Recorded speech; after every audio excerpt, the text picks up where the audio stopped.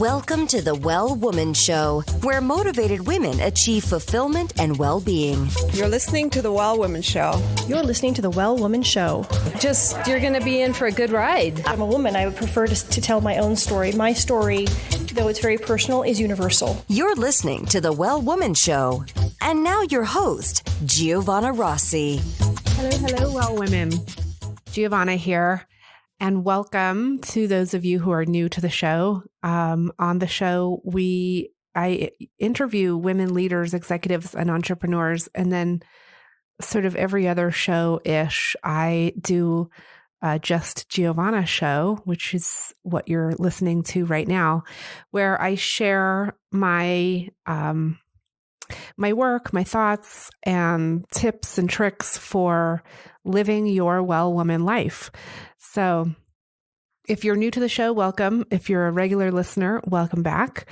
If you haven't gone over to iTunes and left a review, I encourage you to do so. I'll be reading out reviews on various shows. And so if you would like me to read out your review, I'm happy to give you a shout out. Head over to iTunes and leave your review. That really helps me out. And today on the show, we're going to talk about how to create more time and space in your schedule. And this is a great topic for those of us who are overachievers, high achievers, type A's, and just really going, and can't catch our breath and just have, this like ongoing to-do list and are just baffled by the idea that we could actually create more time and space in our schedule. So if that's you, you're in the right place. And even if you think you have time and space in your schedule, maybe you have too much time and space in your schedule and you want to kind of organize things a little bit more, then this is a good show for you too. And the way I approach this is that when we look at what we're trying to create in the world, whether it's intimacy with ourselves or with others, with our family, with our partner, or maybe it's income, it's, something we're developing in our business or in our professional life, our career path, or impact, we're trying to make a bigger impact, whether it's being involved in politics or in your local nonprofits or charity organizations.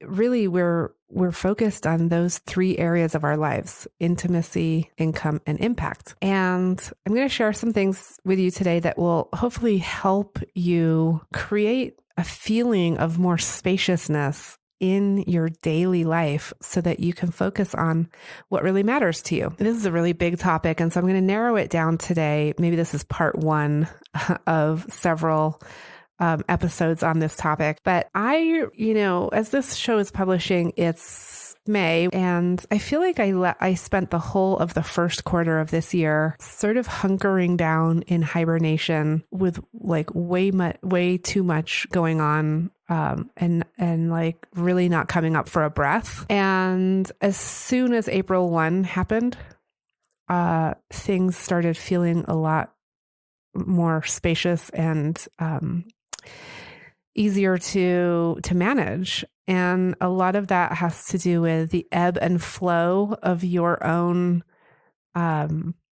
schedule and your own personal mind space.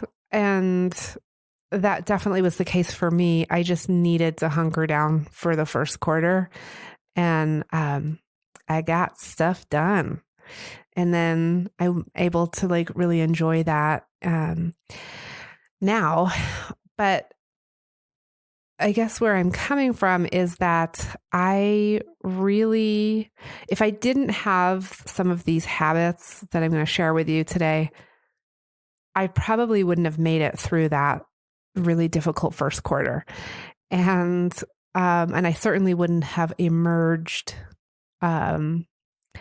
in the way that I did, with a lot of success and accolades and feeling good physically and mentally and emotionally. So that's what I want to share with you today is Some of those things that I share in the Well Woman Life community that really help us create more time and spaciousness in our schedule for the things that really matter. So I want to start with the idea that we're going so hard. Usually we're pushing, we're working really hard. It's really hard to stop that, what we think is momentum, but it's actually just driving us into burnout. And so what I want to encourage you to do is the first thing is to create some awareness in your life, in your daily life. And so if you already have a mindfulness practice, that's awesome. I think that what we tend to do is have a practice, and then we kind of start becoming complacent and not really doing it every day, and like, oh, I don't really need to do that every day. And actually we really do. So this episode today is going to really focus on mindfulness. And then I'll probably do like a part 2, part 3 to this topic in the future on some of the other topic areas. I'm so thankful for support from Natural Awakenings Magazine in New Mexico, a monthly green, healthy lifestyle publication, and for support from High Desert Yoga, promoting optimum physical health, clarity of mind, and spiritual inspiration for all. Whether you're just starting your journey or you've been on it for months or even years, the Well Woman Jumpstart is a great place to begin. So you might want to know, what's the outcome? How will I benefit from this? If you want to reach the income, impact, or intimacy goals you have, you can jump right in with this awesome jumpstart. You'll learn what your unique superpower is, which is super important for everything else you'll be working on in your life. You'll learn proven tools to address your particular challenge. You'll get real clarity about your life and your big goals and challenges. And you'll get to talk to me, Giovanna, one-on-one, and I'll give you feedback and insight specifically on your goal or challenge. If you're ready to jump in, go to wellwomanlife.com/jumpstart. So the first thing is to really create some awareness of your daily schedule and your daily life. And so the way that you can start doing that is by really being mindful of certain things. And so the first thing that we can be mindful of is our time. How are we spending our time? A lot of times we're like, oh, I'm so busy. And then when you really look at what you did that day, it's like, well, yeah, I spent an hour on Facebook. I, zoned out in front of Netflix. And so I want to encourage you to really look at how did you spend your time, and do kind of like a time audit for 7 days, or just start with 3 days, whatever feels manageable to you. And just jot down, keep a running list of where you're spending your time. And that will give you that awareness that you really need in order to then tune into how, what to do about it. So that's the first thing, is to really be aware of your time, be mindful of your time. The second thing is to be mindful of what you say. So what we say and the language we use, the words that come out of our mouths, really set the tone for our energy and for how we move through the world and how people respond to us. And we have the choice of what to say. We have the complete control over what we say and what words come out of our mouths. And so I want you to really, really be mindful of your language. How are you speaking to the people that you love? How are you speaking to the people that love you? And what are you saying? What are the words coming out of your mouth when you're interacting with colleagues, friends, other parents of your children's friends, parents, or other people, people at a restaurant that you're eating at or at the store. And being really mindful of what you say. And that includes when you hear yourself starting to go down the road of gossip, I would say really put the brakes on that and just be mindful, like, oh, okay, I'm about to start gossiping. And does that ever really get me anywhere? Except for maybe makes me feel good in that moment. Does it actually accomplish anything? Do I feel like a better person at the end of that? And so really being mindful of what you're saying can be super helpful in changing that. And when you change your language to be less about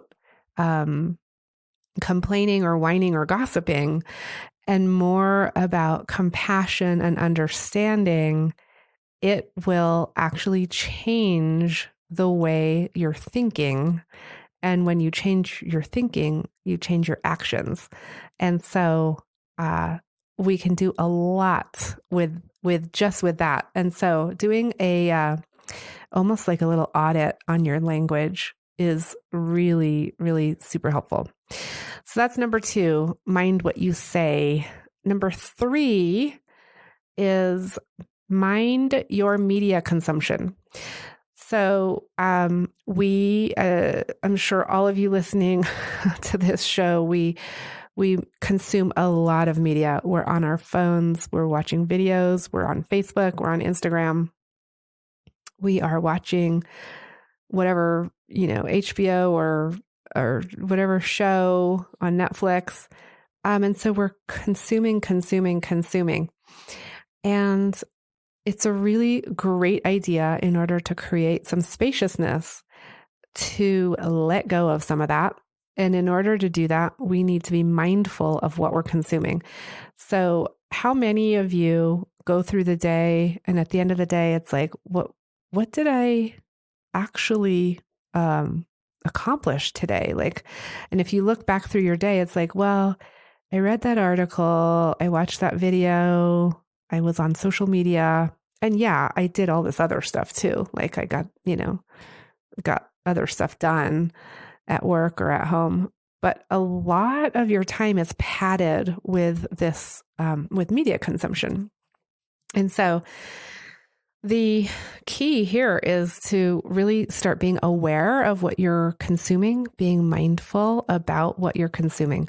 So look at what's on your desktop, what's on your phone, what's in your house.